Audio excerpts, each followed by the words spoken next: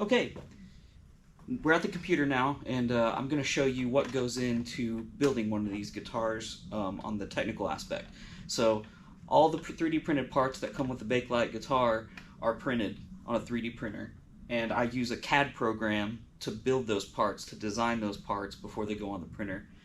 I'll just put the camera up to the screen, and we'll do a quick run through of the different parts that I've designed for the system. Okay, so in the tinkercad program, when we open it up, um, we have a bit of a cluttered board here. That's because I've moved stuff around so much to get it where I need it. Um, you can see the main modules. There's two modules that fit in the BakeLight system. There's a rear module and a upper module. The rear module is the circular one. The upper module is the sort of square one there. In the upper module, there's an arm and a tuning mechanism and a tuning block, a tuning wheel. There's a metal shaft, and then there's a cover. And on the rear, there's a bearing, a big bearing that fits in the on the rear one, the circular one, and it has a cover as well. And these are connected with a bicycle brake cable. Move up here. This is resin printed. This is the BakeLight logo. Um,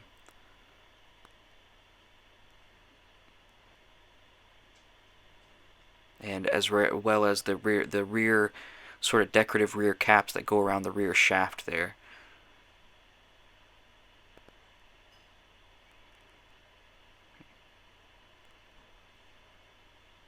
I'll spin around that for a little bit.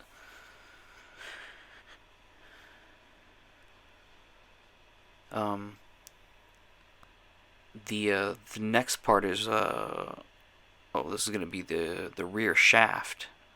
I think I'm going to zoom in on the rear shaft here. Now the rear shaft it's like a cam-like shaft. As you can see, it's oblong, and the bicycle brake cable goes around that, and that's why the BakeLight system feels like it's slightly locking in and out of place, which is really great. Makes it feel a lot like a pedal steel. A little bearing that fits perfectly in there as well.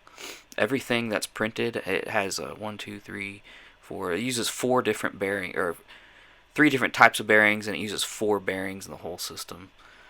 And the bearings fit the plastic perfectly, or the plastic fits the bearing perfectly, I should say.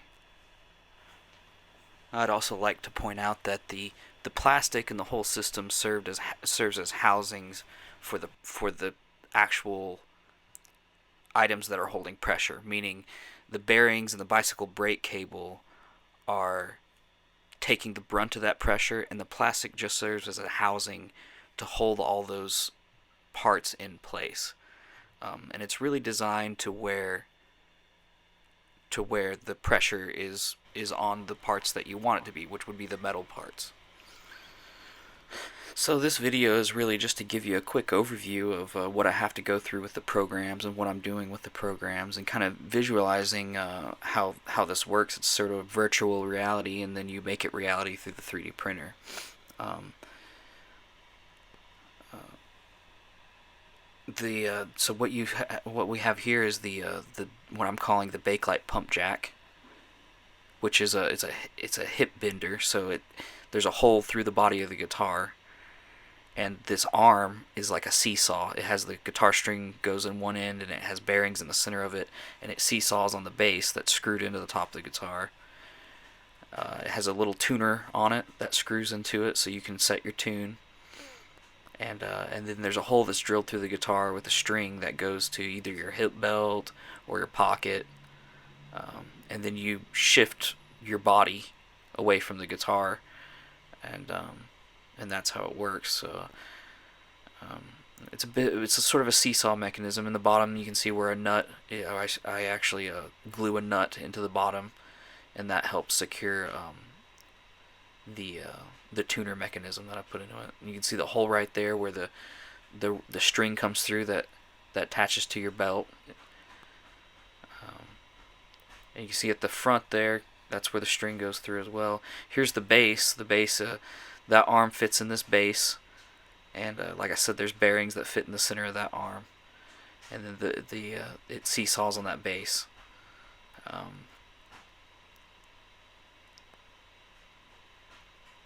Should be a pretty durable system. Shouldn't have any problems with it. It's adjustable, fully adjustable.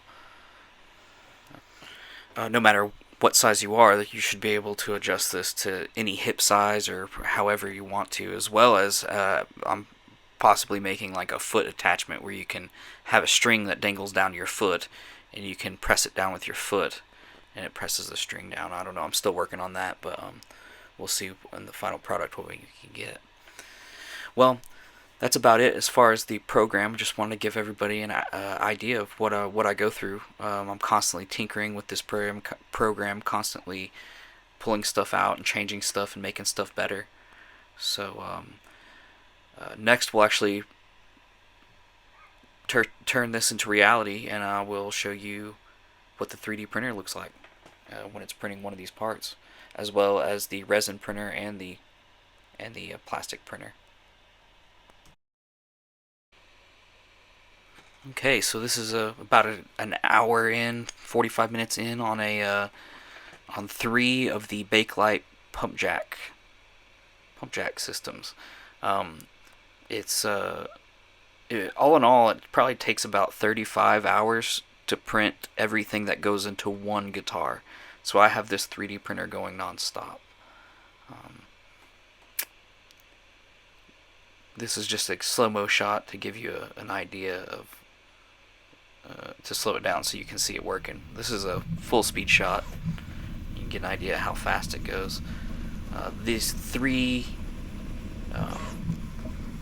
pump jacks probably takes about I think it was 4 hours.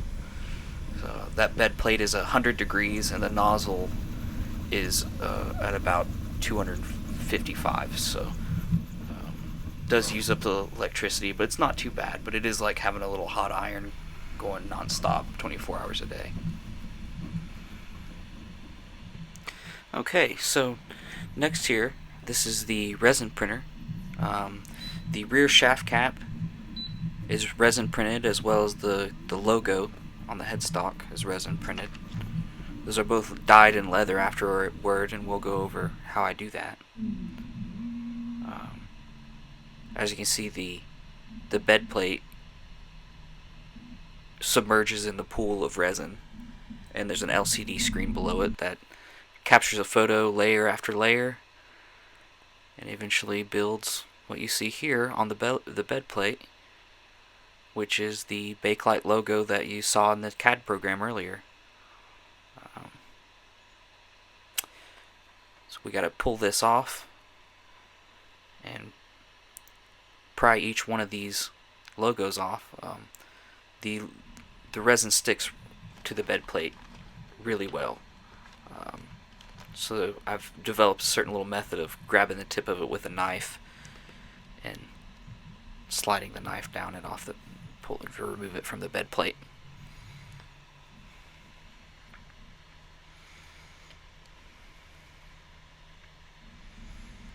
It is a messy process, a lot of cleanup, a lot of money and alcohol.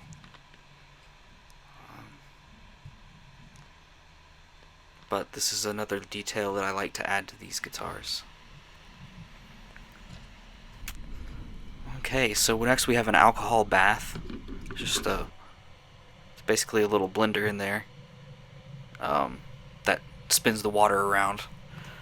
Put the parts in, cleans off all the excess epoxy on the parts, or it's not epoxy, it's a photosensitive resin. I usually run it for about 12 minutes to get all the epoxy out of the little between the letters, so the letters come up really clearly. And the next is a UV bath, basically. Hardens the resin, the photosensitive resin. It hardens it, and it spins around in there and cures it, and that'll get it ready for the leather dye. But before we dye it, we need to take a file and file down the edges. whenever it first prints out on that bed plate, the resin pulls up along the edge and leaves a slight edge that needs to be filed down off of the perimeter of each logo. I usually spend about 3 to 5 minutes on each one of these just to get it looking good. After all, it looks pretty spiffy, and a nice looking guitar plays better, right? Alright, we have them all laid out now on a piece of foam. This is a dark brown leather dye, and I just brush it on nice and thick. Usually give it a couple coats, make sure I get all the way around it, and then I give it a second coat later. Sometimes it just depends. Every one of them turn out a little different, adds something unique to every single BakeLight guitar that is made. The way I sand it off, I'll show you in a second. We'll sand it down a little bit, and it'll reveal some lighter spots. Here we are sanding it, and I've done so many that I kind of have a bit of a touch now for getting the letters sanded out.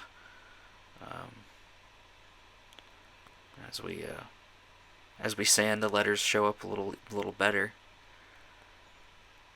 We go along here. I should have worn gloves during this because this leather dye is a mess. It gets on every single thing.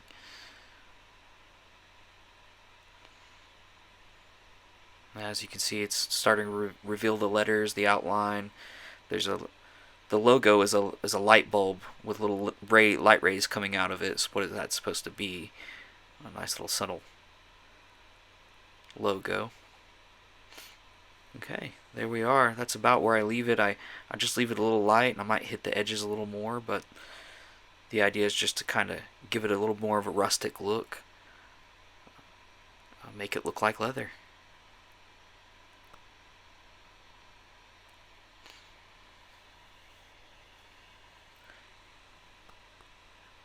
All the time adds up on these. I spend a lot of time just doing little detailed stuff. And I hope that it shows up.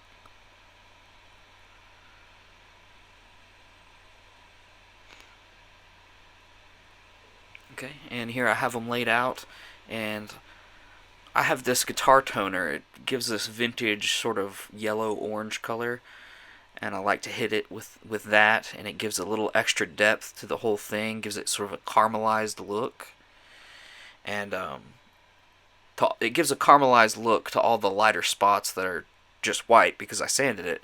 So gives a little depth to it, gives a little bit more of a vintage look, but it's also makes it look a little cleaner too in a way.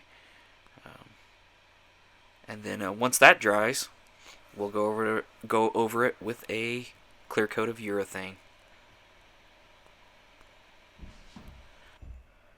And here we go. Here's a nice coat of urethane. I get these pretty glossy. I don't want to put it on too thick though, or else it pulls up. So I usually do several thin coats. These are the rear shaft caps, which undergo the same process that you just saw as the logos. I resin print them. I have to file down the edges. I have to leather dye them. Then I sand that leather dye down, revealing the printer pattern beneath. And then I hit that with a coat of the guitar toner and then urethane as well. Thanks everybody for watching. Whether you're interested in one of these guitars or not, I hope that this is a great informative video for you. If you're trying to experiment or tinker with your own musical contraptions, then I hope that this video inspires you to do just that. Get out there and start inventing. Also, I hope it opens your eyes to the possibilities of 3D printing.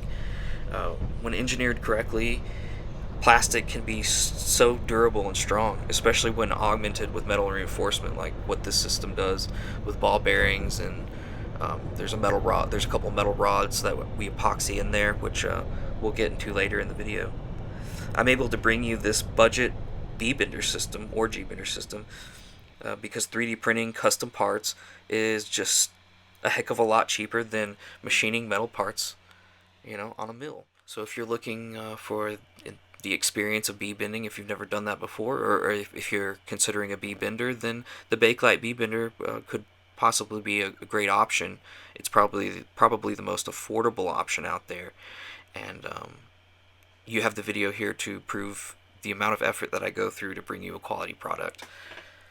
If you're not considering the BakeLight bee bender system, then I hope you consider a bee bender system, whether you're spending more money or not, because it's very fun, and we also want to keep bee bending alive. It's a cool sound. It's been going since about the 60s, and we don't want it to end in 2023. We want this thing to go 100 years if we can. So get a bee bender today and start enjoying the art of bending.